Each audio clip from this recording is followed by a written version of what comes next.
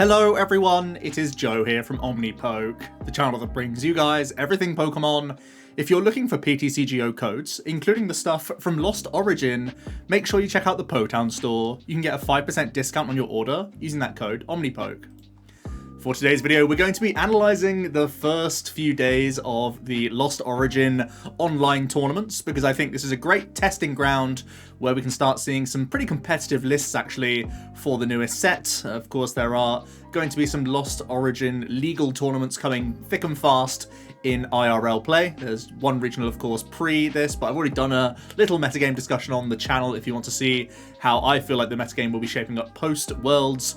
But today we're going to be looking at the first few tournament results in the online scene. It's still, going strong, even though IRL play has come back. There's still plenty of people in these events, especially some of the key ones. So we can get some good ideas of what's doing well in the Lost Origin metagame. So we'll be looking at lots of new lists, and if there are some that are older lists that have good records, we'll also skip by them. So first of all, we're going to have a 67-player tournament, the Pro Challenge 14, with 100 packs up for grabs, and it was won by Palkia Inteleon in the end, with an Empoleon V. And I think Empoleon V is actually a really important card going into this meta, because I've already spouted about this on the channel a lot, but it's very good at walling Comfey, which is good in Goodra, it's good in Giratina, it's good as one prize Lost Zone decks, it's good in Regis. There's a lot of reasons to like Empoleon going forward. It's also your Miltank answer alongside Inteleon, but can be the Miltank answer in like Bibarel-based Palkias as well specifically. So yeah, really important card I think going forward. It's going to easily be a tech include for many of the Palkias going forward. This is just a one VIP pass build with the rare Candy Inteleon. It is a Japanese player, and that is how they prefer to play the deck in general from what we've seen. So sticking true to that. Not too much to be said here. Has the path and court split, so recognizing that Mew is still definitely a threat in the game. But yeah, a pretty straightforward list. Nothing too different from what we've seen previously, but I do think Empoleon will be a factor going forward and is a worthwhile space. We straight away start seeing some Giratina success, which is always a cool thing to see. And it's going to be playing the 1-1 Leafeon. I bow down to the Leafeon. I think it's a fantastic include in the deck. I think there will be other lists that we see later on that don't necessarily play the Leafeon, but I still feel like it offers a lot to the deck. It means that you're not locked into Mirage Gating on turn 2, which is fantastic. It also allows you to boss on turn 2 or use Ivy Star as your V-Star power in the game if you're up against V-Star decks. You can quite easily forego the Requiem and go a heavy Mirage Gate route using that Ivy Star V-Star power. So yeah, I really like having the Leafeon. I talk about it in my most recent video of Giratina, and straight away we see it do pretty well. This is playing Pokegears at the same time as well, so again, more access to those Colrus is really important, because as you know, this is the main activator to start building up your Lost Zone, but nothing too spicy here. It is choosing to play the Choice Belt, so you can also overreach onto some certain things that can help out against Mew, for example. And that's certainly a matchup where you will Requiem one and possibly belt the other. VMAX is definitely up for grabs, and it can also play around like big charms on V-Star Pokemon, so that's pretty cool. But yeah, pretty straightforward, playing the Capture Energies, not the Water Energy package that allows you to attack with a Greninja. Just straightforward, let me smack with the Tina a lot. And he's choosing to play the Marnie. I think one Marnie / Roxanne is becoming more commonplace in the deck list as just an additional draw supporter in general, but also a hand disruptor, which can be a big deal when you're in a Lost Zone mirror match kind of situation. Having some sort of hand disruption is pretty important actually, so that's good to see. But yeah, I'm still a big fan of the Leafeon. After testing, I still feel like it's a very solid include, and seeing some success for it there straight away. We have an Arceus Aegislash actually doing interestingly well, with 2 powerful colorless energy at the same time with a Lipard. I don't know what to make of this really. Aegislash does offer a wall breaking answer, because it can get through Miltank with the regular V. Metal typing is actually interesting going into this format, because Kyurem is seeing a lot of play right now. As we go on to some of the bigger tournaments, the sort of plus 100 player ones, I'll look at the metagame and how it breaks down, but Palkia Kyurem with Bibarel is like really popular right now, so metal typing in your deck is really really nice. Interesting to see that it's Lipard and Great Balls rather than anything else, so a lot of interesting choices going on here. Don't think I back them all fully. I do like Great Ball's a weird one because it gives you good outs to all of your stuff. But I think I would like to see this split amongst other things. Like as you're playing you're playing powerfuls instead of like captures and stuff. So I guess you're stealing spaces elsewhere. But this is something that I wasn't really expecting, and I don't foresee this having a lot of repeated success going ahead. But it's interesting to see this engine in use, and I actually like Aegislash. I've tested Arceus Flying Pikachu with Aegislash. I've actually done that on stream a couple of weeks ago as like a replacement for Hisuian Decidueye, and it's cool to see it actually doing quite well, because this does reach high numbers, and when you have the Leon and the Belt, you can get there faster than you'd think with the max hack, so that's kind of cool. But yeah, it's definitely a strange one. We've got Arcdura, don't really feel like we need to look at this guy. We've got a Palkia, we've got another Giratina that we should take a peek at here in the top 8. And this one actually is playing the water package. So the cool thing about the water package is you get to play Empoleon yourself, potentially, because it's another Mirage Gate option for you. So you can be denying the Comphase, you can be denying the Reggie deck and such, using the Empoleon yourself. So that's kind of a cheeky thing you can go for.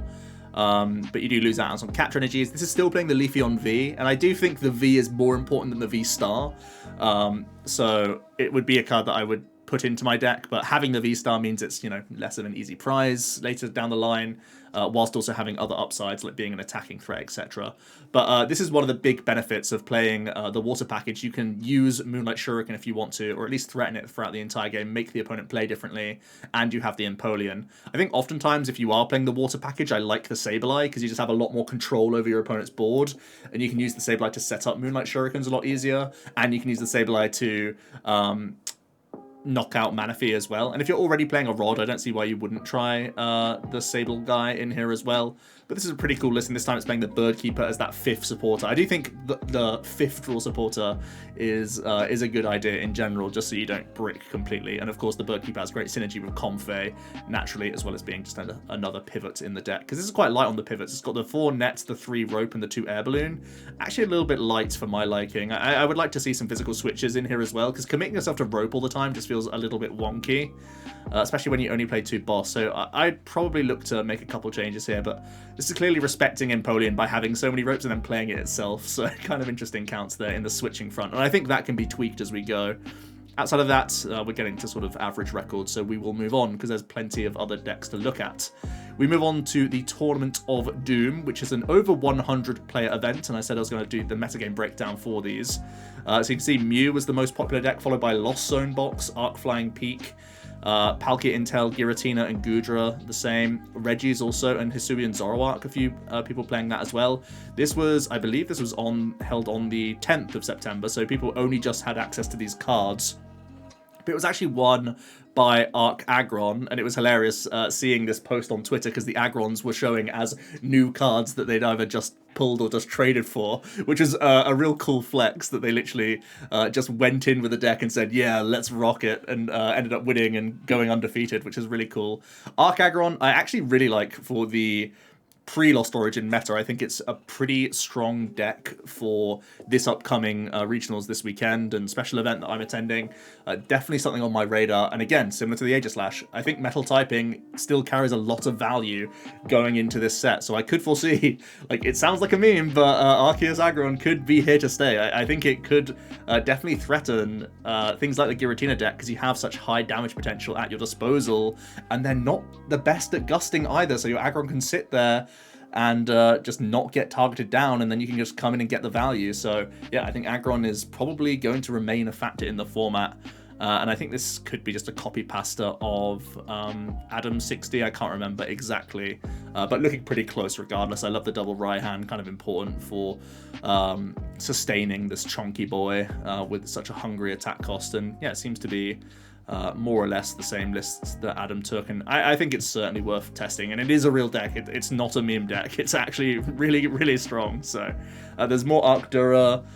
Might have a look at some Mews just in case they're playing the Lost City. Yeah, so Lost City isn't included in a lot of Mew players' lists. I think this allows you to have some win conditions against some one-prize matchups. Obviously helps you deal with Radiant Zard if it's going to be a rinse and repeat Zard deck, which has sort of fallen out of popularity, and I think the lone Zard deck is falling out of favor just because A, people are trying new stuff, B, there's like Lost Zone cram decks which race the Zard deck really well, especially if they play Sableye Greninja to attack with, or if they have Mirage Gating onto Snorlax. They have a lot of ways around the Inteleon package.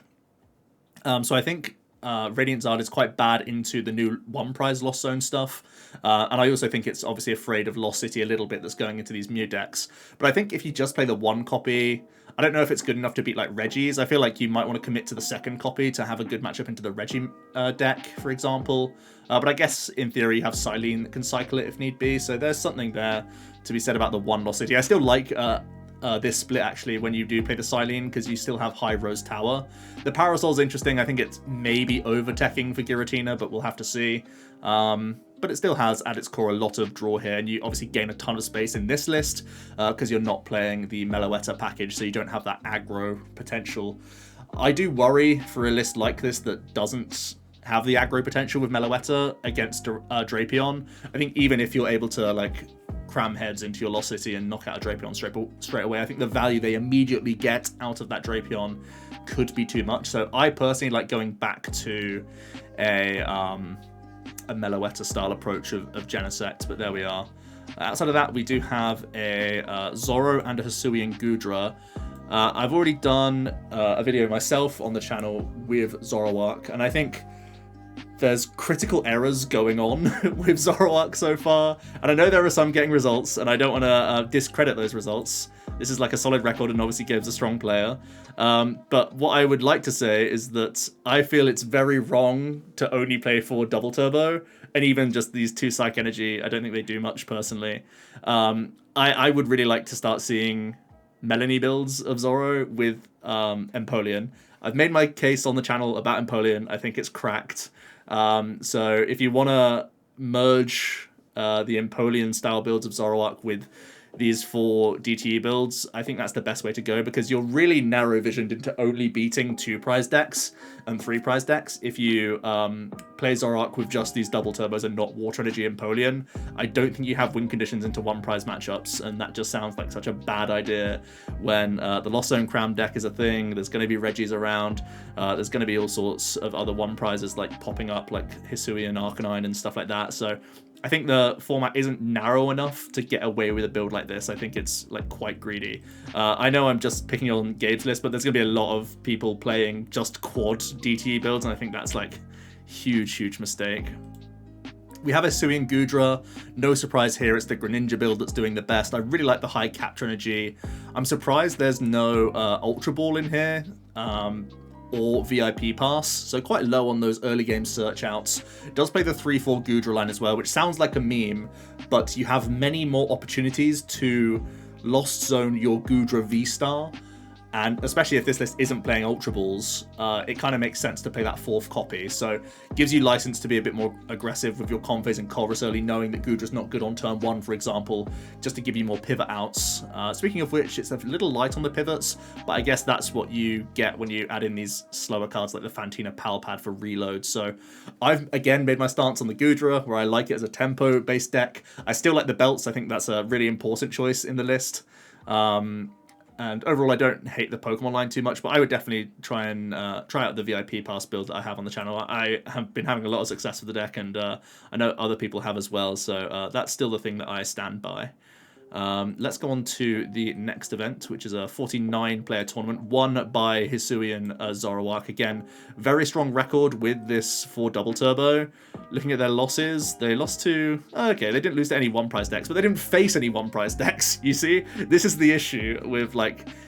in a small metagame where you just don't face the 1 prize decks, so you can see records like this. This is actually a really interesting build as well. It's playing no Bib Barrel, which is kind of like the conventional wisdom to go for Bibs. But this is like heavy item build with the Mew, and that's kind of spicy. I mean, I see the appeal of this deck, like no doubt. Like look how speedy this looks. Look how much tempo I think you can gain for a combo deck. That's like a dream, right?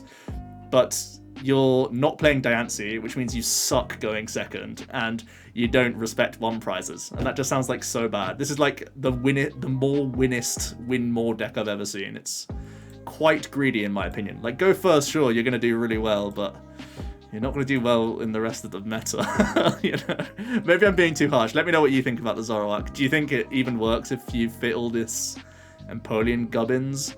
This is a heavy Lost City build. I feel like I still want more Rose Towers because consistency is still super important, and Rose Towers are great bailout in those opening stages.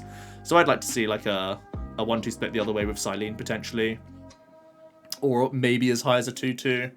There's still a lot of path around, and I still expect Arceus to slowly like rise back up in popularity as we progress through the meta. But there we go, and this is back to Mellow, and I think Mellow is probably the right way to go about this.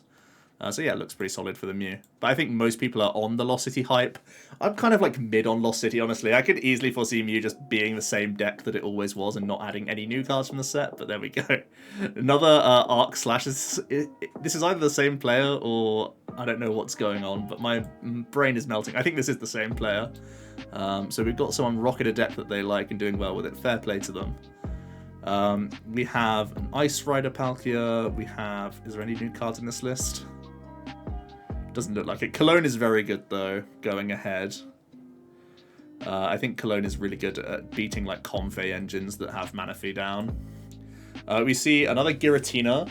This is playing the Sableye, and it's playing the Snorlax. I actually have put Snorlax into my list since the Channel 60.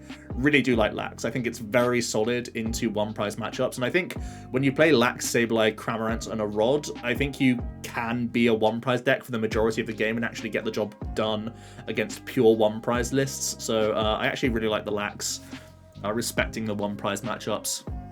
So that's really cool. Also playing a Big Charm as well, potentially like a Mirror Tech. Can't see much other reason to play this card, but yeah, pretty spicy stuff. Maybe just Big Charming like a Cram or a Lax again in the one prize matchups carries a lot of value as well. So that could be pretty awkward for them to deal with. So yeah, pretty versatile card, the Big Charm, obviously. This is, again, pretty light on switch cards, just the one switch, one rope, one balloon. Man, very light on the switch outs. Does make me a little bit nervous, but there you go. Has the fish to try and get out the early chorus as well. There's a big debate around fish and bat, and I'm not sure which way I land. Also playing no captures is a little bit weird. I think the 6/6 is like quite high, especially if you play Recycler as well. I feel like you could easily get away with 5/5 if you're playing Recycler and captures, but that's just me. I always just want to have good turn ones, you know. What else have we got? Also in the top 8 we have a Arceus Tina. Oh, that plays Beedrill as well. What are you trying to drill in this format? Maybe Mew? I didn't realize this was playing the Bees. Return of the Bees? No way. Wild. I definitely like having an extra attacker alongside the Tina. I would personally just think that Flying Peak is probably the most likely one, but fitting in the Bee. Now that's a name I haven't heard in a long time. You do you. That's awesome.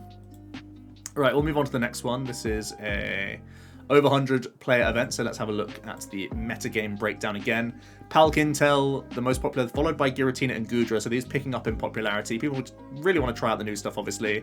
Then we have the Lost Zone deck, Zoroark picking up popularity, and Kyurem Palkia as well. Some of the most popular stuff. And it was Zach Lesage with a very impressive 11-1 record in the end, with the Palkia Ice Rider playing no Barrel, which is interesting. That's kind of like a 50. I'm kind of like 50-50 on the Barrel package, because look how much space you gain. You get to play the 4th Melanie, you get to play the 4th Bucket, and I think Bucket is actually like vital in the deck. Also have the room for this Retrieval, which is a pretty solid card. So let me know what you think. Is Barrel essential, or do you just think the double Guru is enough and just draw supporters are fine? Because obviously you're weaker into like Roxanne and Marnie if you're not playing the Bibs, but there aren't that many decks that still Roxanne and Marnie you too heavily. Like there's obviously still some, but not a huge amount. I find the Lost Vacuum pretty interesting. Obviously you're a little bit scared of Path, and the Vacuum sits in that middle ground of also getting rid of tools, so could just be worthwhile. I think the Vacuum is just like a strong card. You don't need to be a Lost Zone deck, as you can see, to take advantage of it. And it's an extra way to bin off VIPs, which I guess is kind of cool. So yeah, some cool merits there, actually. Yeah, pretty solid deck. I don't know if I like Nessa more than just Rod. That's something I need to try out. This is the thick Kieran build, right? You got the 4-3. You're really just trying to set up and smack and use this guy a lot. So that's why you see the double Guru, because you probably double Wisdom World combo each turn just to try and, you know, chain one-hit KOs. You're basically just being a Mag Cargo deck. It's kind of spicy. Kind of spicy. I need to try out a non-Bibarrel build. Wonder if it's just faster out the gate. You could be a little bit weaker in, against Hand Disruption, but that's about it. We see a Tina build that is playing Lost Cities and Drapion. Really interesting stuff. So Lost Cities is obviously a way to disrupt one prizes. We've already just discussed this, but I don't really feel like Giratina needs to play Lost Cities. I really just love Training Court in this list, to be honest, because it's just so strong with your Greninja, and it gives you so much protection against, like, Marnies and stuff, but... yeah, I mean, like, I guess you could play Lost City. I feel like just adding in your own Snorlax does more in one prize matchups anyway. Like, maybe not against Regis. And if you, like, just want to respect Regis, sure, double Lost City it up. But I feel like, even looking at the metagame so far, Regis hasn't been that popular. It's like a content creator deck, so people think about it, but it's not so important that you have to do this. And the Drapion's weird as well. You should be pretty solid into Mew, I would have thought. Some interesting choices here for sure, but a good record for the deck, nonetheless. We have another Giratina here. I'm loving the mini captures. I feel like the captures are such good min-maxing. They're worthwhile. And a pretty straightforward build with a double Sableye coming in.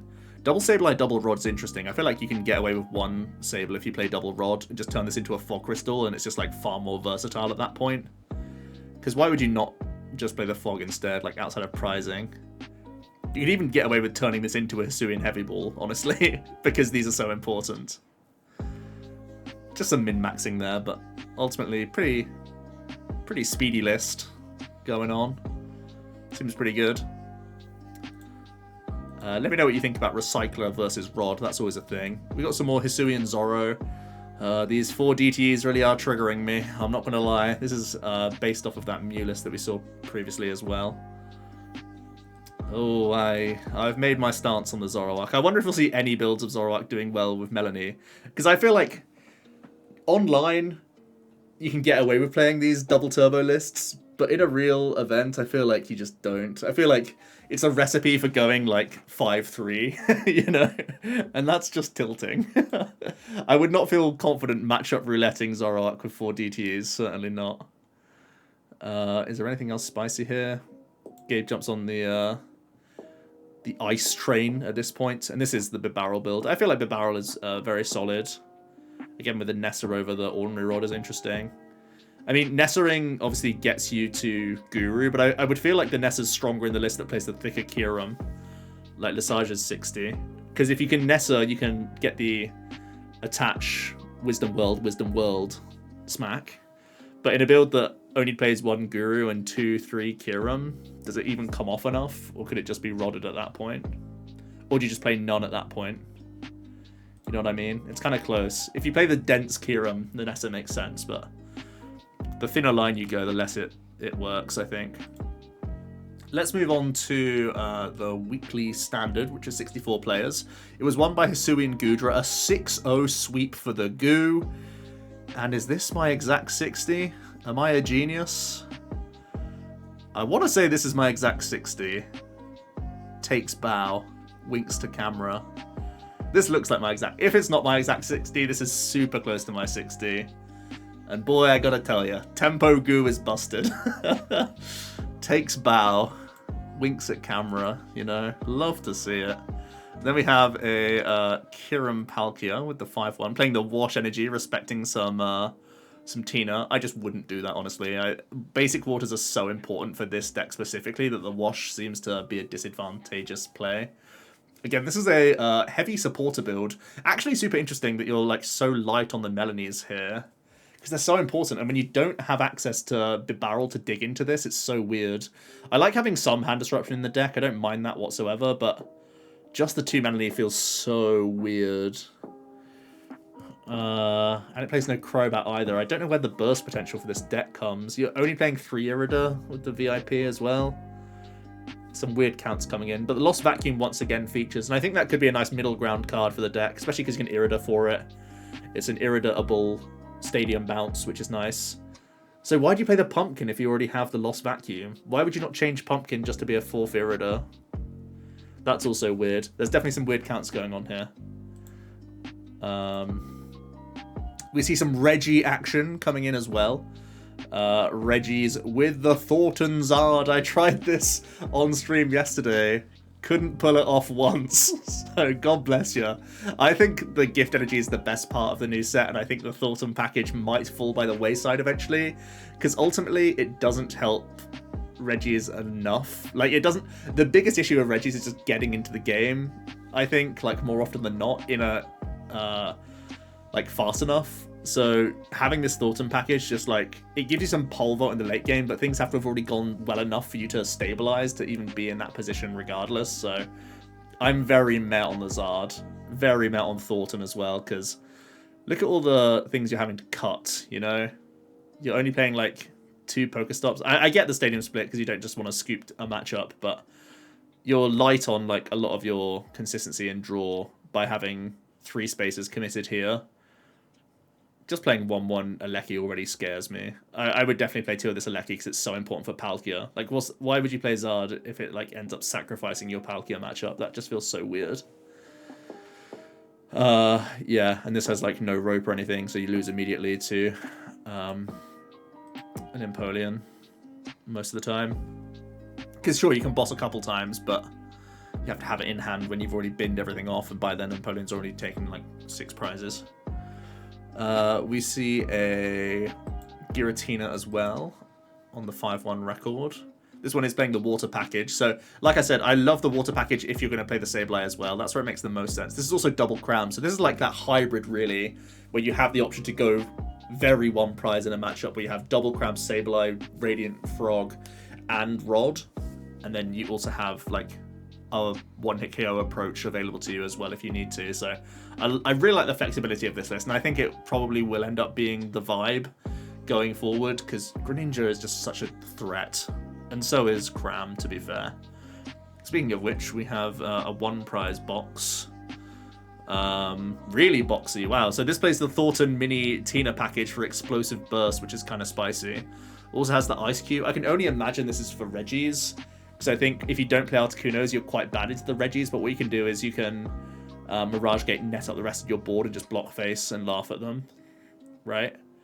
I guess that's kind of the move you go for. I actually really like Wisdom in a Confe build because it lets you bin off like VIPs with the Confe with like no downside and makes you more Marnie and Roxanne proof. So I actually really like the Guru sneaking into these sorts of lists. Gives you a lot more control of what you're lost zoning, and that's obviously important, right? Means you can also lost zone like things that are bad in the matchup. Like if you think Miltank's pointless, or if you think the Tina's pointless, or whatever, you can start getting rid of those cards with not much downside. I think with this many weird energies, I'd like the Vacuum to be a court, though. I guess you do have the Recycler. Maybe I'm wrong there. Kind of close, though, and I'd definitely make space for a 4th VIP. I would just cut a quick ball even to be honest. Just a VIP game, you know, just hit them. Forehead. What else have we got here? Let's move on to the next event. Still 4 to talk through. Lots going on here. We have, how many people is this one? 64 player event, and it's Aggron again on top. Like I said, gotta actually respect this deck. It's real. Adam and Co made a great 60 for Worlds, and again, it feels like people are just net decking it, and it's just correct. Honestly, feels like the 60 they made is just right, and everyone's just not having to change a card. So that's really cool. Cool to see such a strong list get supported. See the Kiram deck again. Lots of non-Bibarel builds. Interesting. I thought Bibarel was going to be like a sure thing in this deck list. But there's a lot of builds just foregoing it and having high support count instead, and the higher Kiram. So these seem to be doing quite well. It's just one bunging through stuff. Kind of interesting. We see another Goodra doing well as well. Is this my 60 again? Oh, there's no way that my 60 is the best 60. Insane. Love to see it. Okay. We have Tina.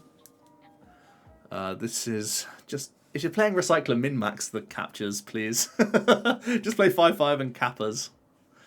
But I really like the Pokemon lineup here. This is the Luminion again, though. I feel like I like Luminion more than Bat, but I think this is a net deck from earlier, right? With the big charm. We also have a Zoro doing pretty well. Okay. I know they're doing well, guys, but it doesn't mean it's correct. This is the first, like, 5 days of the format. So it doesn't mean it's right, even though I've just applauded every Gudra that's playing my 60. That one is right. Everyone else is. Okay, let's have a look. 59 players in this next one with a lot of Kieran Palk domination. 801 record here on top.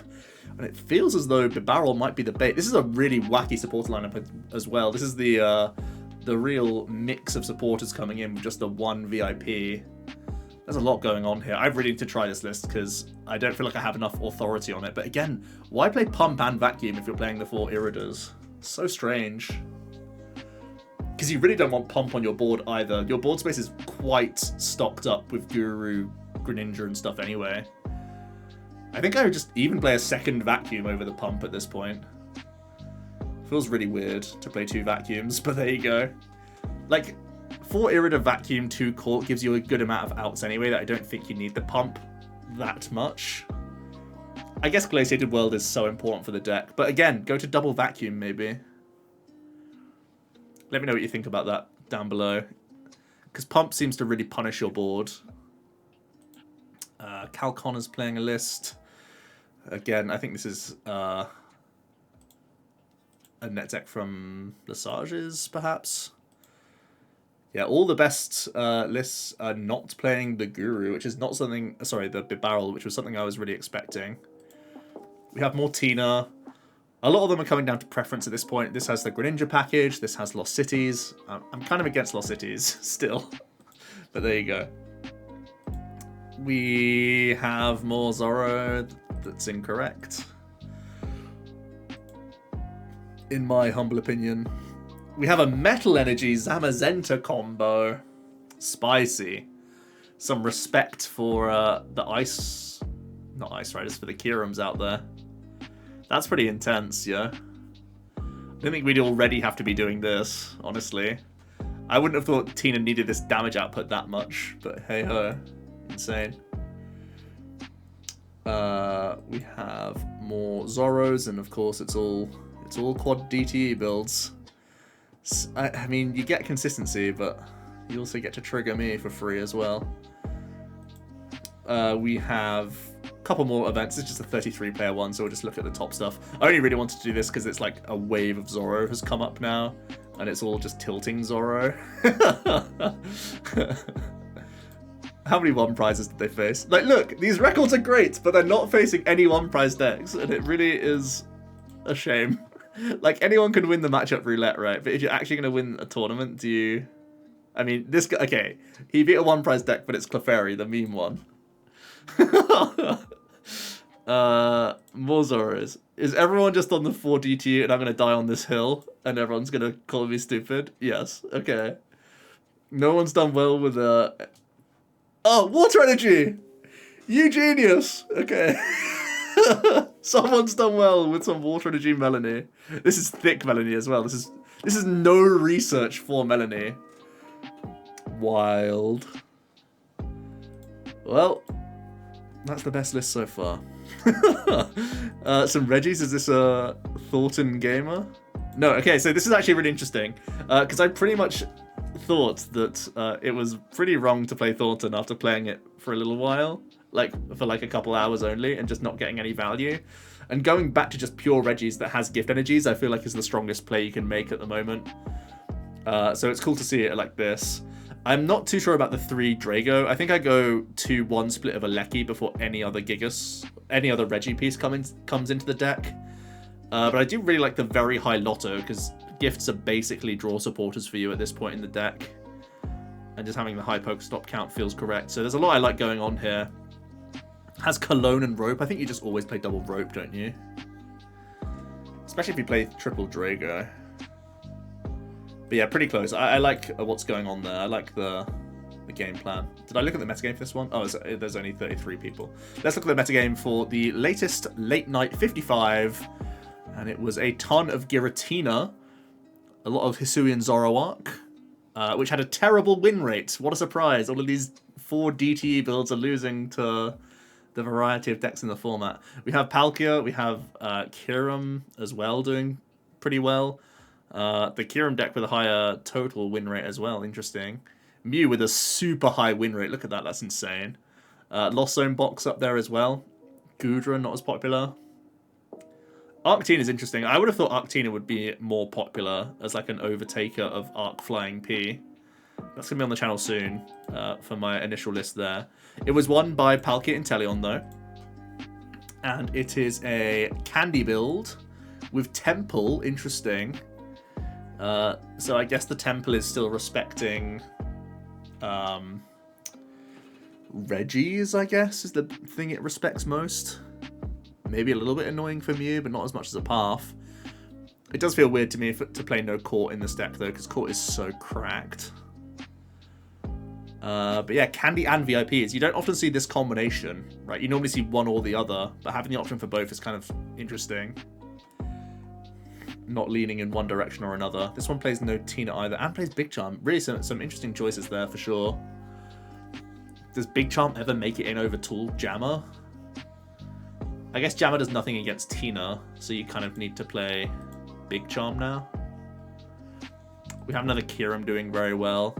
Yeah, it seems like I'm behind on the times on the Kyurem deck, because the Guru is taking over with just the high support account. I respect it. I respect it, to be fair. And everyone's on the one Empoleon. It makes me sad because I played double. We have a one prize Lost Zone deck as well. So much going on. Okay, it's a Mirage Gate build. Have all the one prize crams that we've looked at today been Mirage Gators? I think they have, right? Anyway, so this plays Lax. This plays Raikou and Drapion. So Raikou obviously pretty good into Palk, and you have the recycle of the one rod. You have the Ice Cube again. I think this is the Reggie answer. You have Drapion to help out against Mew, and then you have Greninja, Sableye for like every other one prize deck, and also just being good at trading, and Snorlax as well, and Crams. So interesting. There's so much going on here. Has the defensive Roxanne plays available to you as well. Not so sure about Roxanne in this list, because I feel like it's so easy for people to still come up with a way to attack you most of the time. But maybe you can just deal with enough engine mons with like Sableye and Greninja anyway that you can actually hit unsuspecting decks with like a Roxanne and Sableye down the barrel on the same turn or something. Just like hit their engine mons. Kind of interesting. But yeah, this is like a counter box. And Mirage Gate actually allows for a counter box. It's almost like playing a Raihan, right? Where you can just like burst a Raikou out of nowhere and hit ×2 for weakness and scare people, you know? Kind of spicy, honestly. And yeah, it has a Luminion as well. That's so strange. Committing a 2-prizer to your board feels so weird in this deck. I mean, you're doing it with Raikou and stuff, but you're doing it for 2-for-2 trades. Like how you would use a Zapdos, and a Drapion's like always an up trade. But the fish coming into play feels really weird. Also ruins your block face play. That's the only thing I would kind of question. Whether Luminion is better than just playing like a Pokegear or something. Interesting deck though, for sure. We have some more Tinas as well doing well. So Tinas are certainly like up there. We're seeing some Leafeon V action again. Lost City seems to be the prevailing deck in Tina. Let me know your thoughts on that, because I'm kind of mid on it. It's not consistency, so I'm like, eh. And then we have another build that has the water package and Thornton. So this has the burst Tina potential where you Thornton any other doofus and then gate and attach and bung. So people have to be like respecting this as a play. And you have the fish try and do it as well.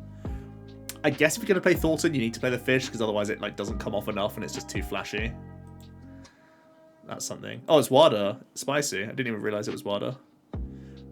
And yeah, that's pretty much everything. Let's just randomly look at this Zoro. But yeah, Zoro did terrible at this latest event, and I wonder if it's because they can't beat the one prize decks. No, they were just losing to other multiple prize decks.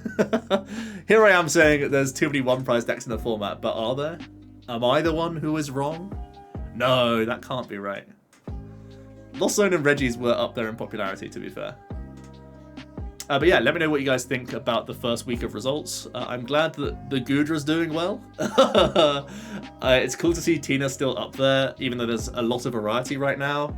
I like the Lost Zone box, but I'm scared about Palkia. Like, I'm scared about Empoleon in Palkia, and a lot of people are playing Kira and Palkia. It's actually outperforming my initial expectations. So yeah, let me know your thoughts on all of that stuff down below. It's really interesting that Arceus is like so down in play. And I'd like to hear your thoughts on that as well, because I personally think Arceus is still like a cracked card. Like, you can't write off Starbirth, it's still insane. So I'll hear it all down below. Thanks so much for watching, and yeah, see you tomorrow. Cheers.